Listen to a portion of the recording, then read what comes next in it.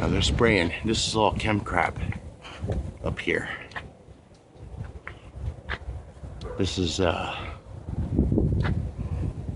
that's water vapor. Well, yeah, it might be.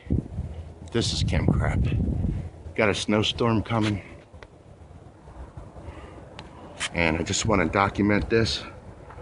Not that it's gonna make any difference, just to show you the geoengineering. Look down here. Yeah.